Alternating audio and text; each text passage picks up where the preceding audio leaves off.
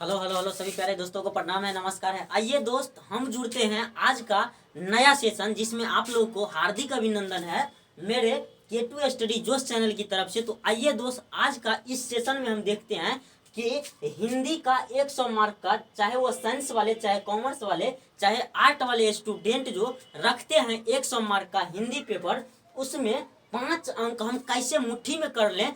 ऐसे अगर मतलब 5 मार्क आसानी से एकदम चुटकी में कैसे हम लाएं, तो इसको अगर हम लोग देखें तो इसको जो है, तो अगर इस पूरा स्लाइड को अगर देख ले तो 5 मार्क हम लोग का आना तो एकदम फिक्स हो जाता है। तो आइए दोस्त, इसको आसानी और बारीकी से समझते हैं जो इसमें क्या ऐसा चीज है जो हम लोग को 5 मार्क आसानी से आ सकता है। जो गद्य का लेखक है उनका गद्य का नाम है, उसके बाद लेखक है, जन्म, निधन और गद्य की क्या विद्या है, इसकी अगर बात करें तो हम लोग को अगर इसको आसानी से लर्न कर ले तो 5 मार्क हम लोग तो फिक्स कर ही सकते हैं। तो आइए पहला नंबर से देखते हैं कि गद्य का क्या नाम दिया है वह है। तो इसमें पहला जो दिया हुआ है वह है, मतलब गद्य की जो पहला चैप्टर है वह है बातचीत। बातचीत मतलब आप लोगों को बातचीत किससे करने में अच्छा लगता है, तो बातचीत मतलब बालकृष्ण भट्ट जी जो है सो इनका लेखक है। तो बातचीत अगर इसको ट्रिकली समझे तो बालकृष्ण चचा जी से जो है बात करने में अच्छा लगते हैं। तो बालकृष्ण भट्ट जो है बातचीत का मतलब राइटर हैं, तो उनका लेखक हैं। और उनका जन्म का बात करें तो उनका जो जन्म था वह 23 जून 1844 ईस्वी को हुआ था। और उनका जो निधन था वह 20 जुलाई 1914 ईस्वी को हुआ था। हालांकि यह जो है इतना 23 जून यानी कि डेट नहीं पूछता है एग्जैक्ट उसका जो है सो ईस्वी आसानी से पूछते हैं। तो आप लोग ज्यादातर ईस्वी का जो है सो लर्न कर लीजिएगा, अच्छा रहेगा। चलिए, उसके बाद आता है यह जो विद्या है हम लोग की गद्य की कौन सी विधा है, तो यह जो है सो निबंध के तौर पे हम लोग को पढ़ने को मिलते हैं। उसके बाद देखिए जो दूसरा नंबर क्या दिया हुआ है, दूसरा नंबर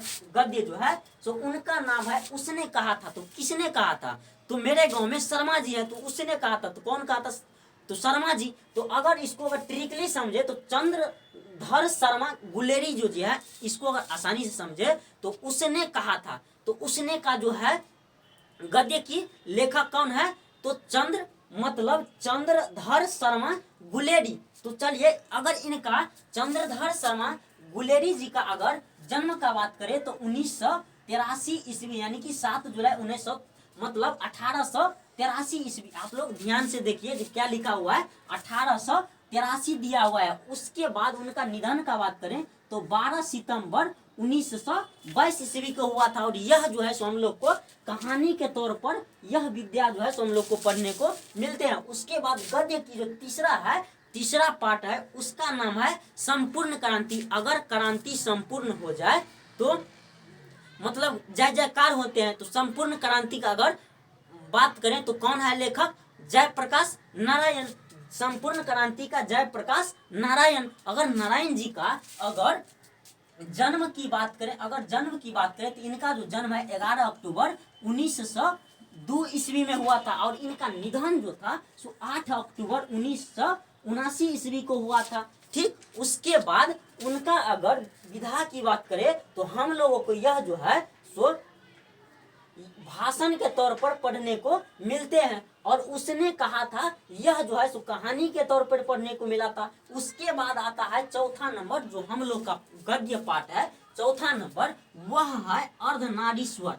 अर्धनारीश्वर मतलब अर्धनारीश्वर का कौन है लेखक, तो वह है रामधारी सिंह दिनकर। रामधारी सिंह दिनकर। अगर रामधारी सिंह दिनकर, देखिए यहाँ पर कैसे समझ सकते हैं, अर्धनारीश्वर। तो यहाँ पर र है तो यहाँ पे भी देखिए यहाँ पर र से शुरू होते हैं। तो वैसे लेखक जैसे अर्धनारीश्वर, तो अर्धनारीश्वर र, यहाँ पे भी रामधारी सिंह दिनकर। तो आसानी से समझ सकते हैं अर्धनारीश्वर यानी कि अर्धनारीश्वर र है लास्ट में, और यहाँ शुरू होते हैं शुरू से। तो यहाँ पर रामधारी सिंह दिनकर जिनका जन्म 23 सितंबर 1908 ईस्वी को यानी कि सिमरिया बेगूसराय में हुआ था। और इनका जो निधन है वह 1974 ईस्वी में हुआ था, यानी 24 अप्रैल 1974 ईस्वी में। यह जो है विद्या से यह जो है निबंध के तौर पे हम लोग को पढ़ने को पद्य में मतलब गद्य पाठ में मिलते हैं। उसके बाद आते हैं रोज। यहाँ पे देखिए अब रोज दिया हुआ है, तो रोज रोज जो है अज्ञ, यानी कि रोज का जो है तो सच्चिदानंद हीरानंद वात्स्यम अज्ञ, यानी कि अज्ञ रोज का कौन है? अज्ञ। हम लोग जो है गांव में देखते हैं लड़का क्या बोलते हैं मम्मी को? अज्ञ, मतलब गे गे नहीं कह के अज्ञ, मतलब जिसको मतलब तोतरा जाते वो क्या बोलते? अज्ञ। तो वही रोज का कौन है? अज्ञ। ठीक। उसके बाद इनका जन्म देखे, अज्ञ जी का जन्म देखे तो 7 मार्च 1911 ईस्वी को हुआ था। उसके बाद इनका जो है सो निधन जो है, अज्ञ जी का जो निधन है 4 अप्रैल 1987 ईस्वी को। और यह जो है सो कहानी की तौर पे हम लोग को पढ़ने को मिलते हैं। उसके बाद एक लेख और एक पत्र, यानी कि यह जो है भगत सिंह जो थे वह एक पत्र और एक लेख के माध्यम से ज्यादातर जो है सो अपना मतलब एक लेख और एक पत्र को आसानी से याद कर सकते हैं कि भगत सिंह जो थे सो एक लेख और एक पत्र लिखे थे, इसको आसानी से याद कर सकते हैं। और इनका जो है भगत सिंह द्वारा लिखा गया था और इनका जन्म जो था भगत सिंह का वो 28 सितंबर 1907 ईस्वी को हुआ था। और अगर मृत्यु का बात करें तो इनका मृत्यु जो था सो 1931 ईस्वी को हुआ था। और यह जो है सो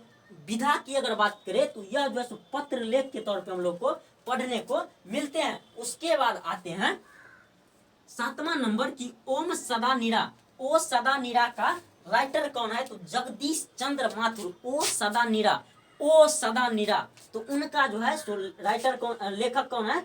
जगदीश चंद्र माथुर, जिनका जन्म 16 जुलाई 1917 ईस्वी को हुआ था। आप लोग आसानी से देखिए कि 1900 तो इनका भी सिपाही मतलब जगदीश चंद्र माथुर का जो है 1917 जुलाई 1917 को, और इनका जो निधन था वह 14 मई 1978 को हुआ था। और यह जो है सो निबंध के तौर पे हम लोग को पढ़ने को आसानी से मिलते हैं। उसके बाद आते हैं सिपाही की माँ, यानी कि मतलब मोहन राकेश।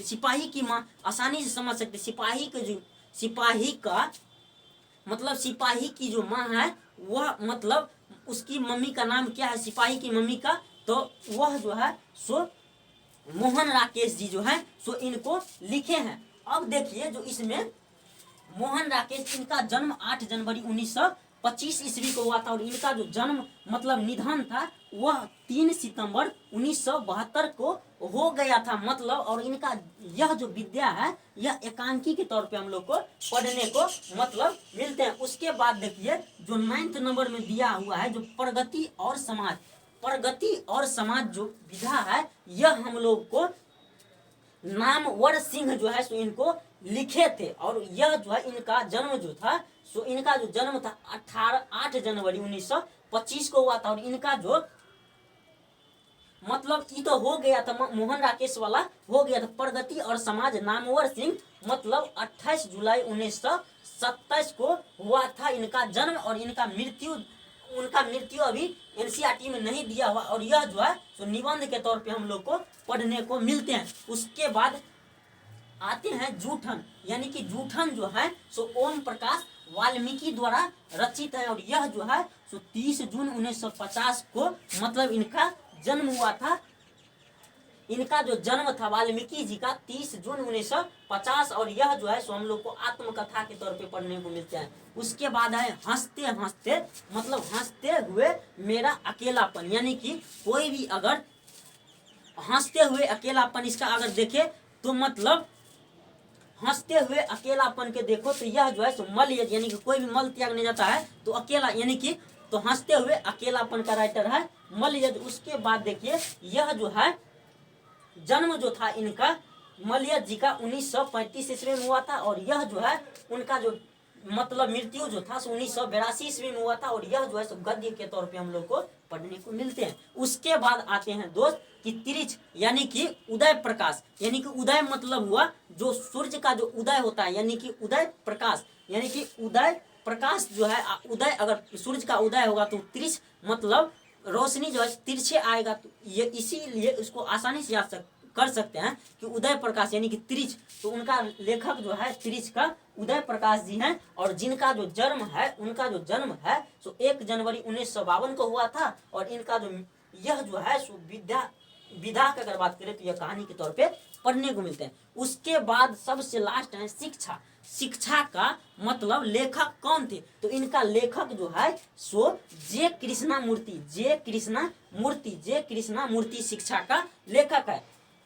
उसके बाद अगर बात करें तो उनका जो जन्म था सो 12 मई 1895 और इनका जो निधन था यानी कि इसका जो मृत्यु था वह 17 फरवरी 1986 को हुआ था। और यह विद्या की अगर बात करें तो हम लोग को भाषण के तौर पे मतलब 12th क्लास में जो गद्य के पाठ हैं उसमें पढ़ने को मिलते हैं। तो ये सारे चीज हम लोग अगर कर लें, इसको लर्न कर लें तो हम लोग को 5 मार्क आसानी से ला सकते हैं। तो आसानी से आप लोग इसको लर्न कर लीजिए और आप लोग को आशा है कि आप लोग का लर्न हो भी गया होगा। तो आसानी से आप लोग ढेर सारे ऐसे ही अब गद्य का हो गया, अब पद के आने वाले वीडियो में आप लोग आसानी से देख सकते हैं।